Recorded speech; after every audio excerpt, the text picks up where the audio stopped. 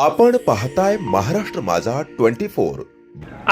10 मागण्या, ह्या 10च्या 10 मागण्या तुम्ही मंजूर कराव्यात आणि सहज सोपे आहेत. म्हणजे अशा फार मोठ्या आम्ही कुठल्या मागण्या मानत नाही. त्या मागण्या यांनी लवकरात लवकर मान्य करावा, याच्यासाठी हा मोर्चा आहे. आता आम्ही सगळे इथून जाणार आहे, तहसील कार्यालयावरती मोर्चा करणार आहे आणि तिथं आम्ही त्यांना पहिल्यांदा सांगितलेलं आहे DFO जे जिल्ह्याचे आहे त्यांनी इथं यावं, त्यांनी ह्या प्रश्नांना उत्तर द्यावी. मात्र जाणीवपूर्वक लोकशाही मार्गाने होणारी जर आंदोलनं कोण मोडीत काढायचं जर काम करत असेल तर भविष्यात आम्ही थांबणार नाहीये. ओके. बळीराजा शेतकरी संघटनेचे नेते आणि चंदगड तालुक्यामध्ये नेहमी शेतकऱ्यांच्यावर आवाज उठवणारे आपले सहकारी नितीन पाटील सर आपल्या सोबत आहेत. ते त्यांच्याकडून आपण शेतकऱ्यांबद्दलची काय व्यथा आहे ते आपण जाणून घेणार आहोत. आता ॲडव्होकेट मळवीकरनी जे मांडलेलं आहे ते वास्तव आहे आणि हे वास्तव शेतकरी इथला भयानक अडचणीत आहे. याचं कारण असं की गेल्या काही वर्षामध्ये जंगली वन्य प्राण्यांचा जो उपद्रव आहे तो प्रचंड मोठ्या प्रमाणात वाढलेला आहे. तुम्ही बघितला तर चंदगड जे भौगोलिक जर स्थान बघितला तर घटप्रभा आणि ताम्रपर्णीचं खोरं साधारण 3 लघु पाटबंध मध्यम प्रकल्प आणि 12 ते 15 लघु पाटबंधारे तलाव अशा प्रकारचा समृद्ध असा हा तालुका आहे.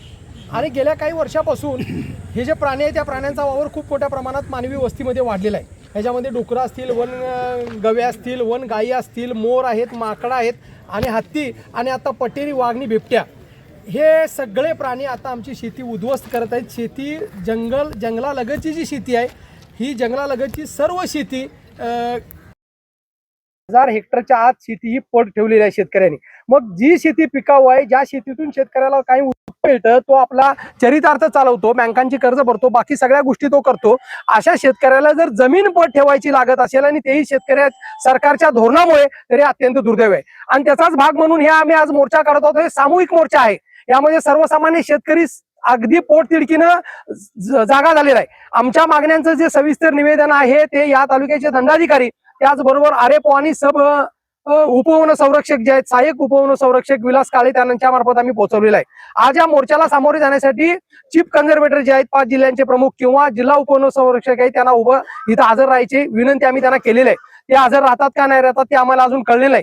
या पार्श्वभूमीवर काही मंडळींना सोबत घेऊन तालुक्याच्या लोकप्रतिनिधींनी वनमंत्र्यांच्या सोबत बैठक घेतलेली आहे. तिथं काहीतरी मागण्या मान्य झाल्या अशा प्रकारची चर्चा आमच्या कानावर आली, पण तीही बातमी अजून ऑथेंटिक नाही आहे. त्या प्रकारचं लेखी पत्र किंवा तशा प्रकारची काही तरतूद केली असंही आमच्यापर्यंत आलेलं नाही आहे. तेव्हा आजचा मोर्चा प्रतिकात्मक आहे.